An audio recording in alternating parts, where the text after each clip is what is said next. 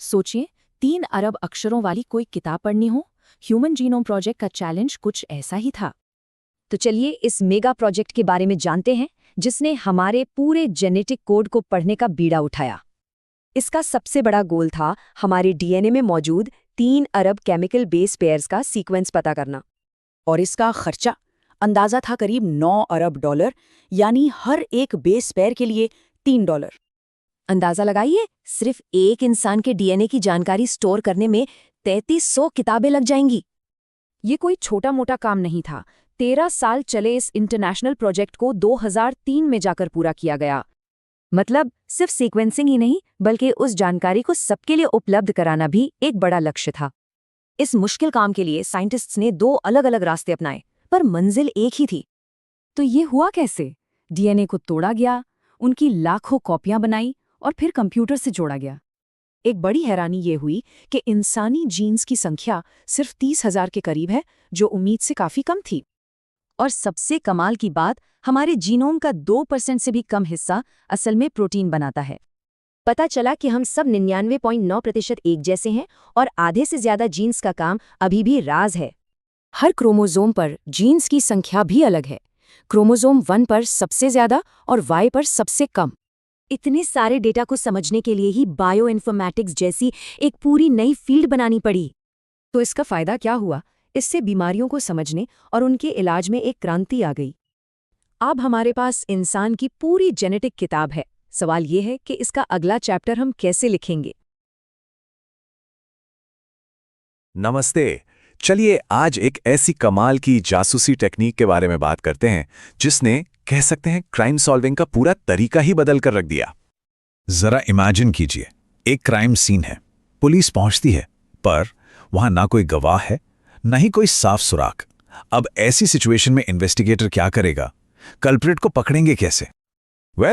इसका जवाब छुपा है उन चीजों में जो शायद पहली नजर में दिखाई भी न दे, जैसे खून की एक छोटी सी बूंद, बाल का एक हिस्सा या थोड़ा सा सलाइवा। इन्हीं मामूली सी चीजों में, बिलीव इट और नॉट, पूरा राज कैद है। तो चलिए इस अधूरी कहानी को पूरा करते हैं। देखते हैं आखिर है कौन मॉडर्न फोरेंसिक्स का असली हीरो। और ये हीरो है डीएनए फिंगरप्रिंटिंग। जी हां, यही वो पावरफुल टेक्निक है जो किसी भी इंसान की पहचान सिर्फ उसके डीएनए सैंपल से कर सकती है। और इस ब्रिलियंट आइडिया का क्रेडिट जाता है सर एलेक जेफरीज को। तो अब सवाल यह है कि आखिर इसके पीछे का साइंस क्या है। चलिए समझते हैं कि यह टेक्निक इतनी पावरफुल क्यों है। आपको सुनकर शायद अजीब लगे, लेकिन हम सब इंसानों का डीएनए 99.9% बिल्कुल सेम होता है, एक जैसा। तो फिर फर्क कहां है? सारा खेल इसी बचे हुए 0.1% का है, बस इतना सा हिस्सा। और यही हम सबको एक दूसरे से एकदम अलग, बिल्कुल यूनिक बनाता है। साइंटिफिक लैंग्वेज में इस वेरिएशन को, इस फर्क को कहते हैं डीएनए पॉलीमॉर्फिज्म। और सच कहूं तो यही इस पूरी टेक्नोलॉजी की नींव है, द वेरी बेसिस। और मजे की बात यह है कि यह फर्क हमारे डीएनए के कुछ खास हिस्सों में मिलता है। इन्हें कहते हैं रिपीटेटिव डीएनए। मतलब यहां डीएनए का एक छोटा सा पैटर्न बार बार रिपीट होता रहता है। इस रेपिटेटिव डीएनए के अंदर भी एक स्पेशल टाइप है जिसका नाम है VNTR, यानी variable number of tandem repeats. इसका मतलब सिंपल है, वो जो पैटर्न रिपीट हो रहा था ना, वो कितनी बार रिपीट होगा ये हर इंसान में अलग होता है। बस इसको आप समझ लीजिए कि ये हर इंसान का अपना एक यूनिक जेनेटिक बारकोड है, बिल्कुल आपके फिंगरप्रिंट जैसा, पर जेनेटिक लेवल पर। तो चलिए अब सीधा चलते हैं क्राइम लैब के अंदर। देखते हैं कि क्राइम सीन से मिली खून की बूंद और हमारे 2 सस्पेक्ट्स के सैंपल्स के साथ लैब में होता क्या है। तो लैब में डीएनए फिंगरप्रिंटिंग के 6 मेन स्टेप्स होते हैं। स्टेप 1, डीएनए को सेल से बाहर निकालना, जिसे कहते हैं आइसोलेशन। स्टेप 2, डीएनए को मॉलिक्यूलर सिजर्स यानी खास एंजाइम से छोटे छोटे टुकड़ों में काटना। स्टेप 3, अब इन टुकड़ों को साइज के हिसाब से सेपरेट करना, समझ लीजिए एक रेस की तरह जिसमें छोटे टुकड़े आगे निकल जाते हैं। स्टेप 4, इन अलग हुए डीएनए फ्रैगमेंट्स को एक मेम्ब्रेन पर ट्रांसफर करना, आसान भाषा में ब्लॉटिंग।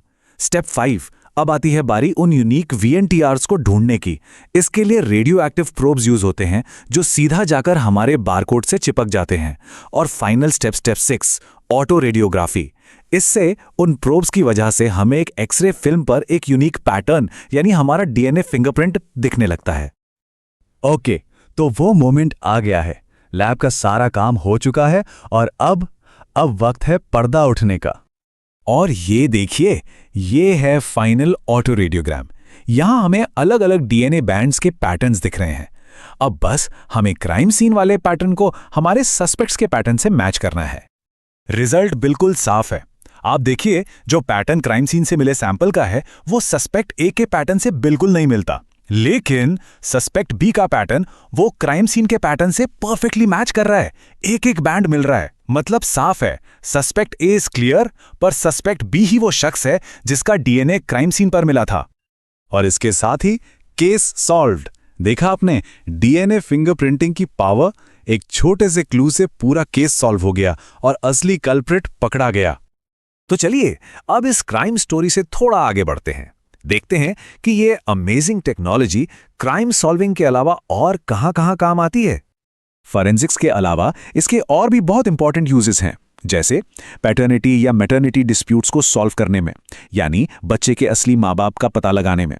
इसके साथ ही अलग अलग पॉपुलेशंस और उनकी जेनेटिक डाइवर्सिटी को स्टडी करने में, और यहां तक कि एवोल्यूशन यानी जीवन के विकास को समझने में भी ये टेक्निक बहुत काम आती है।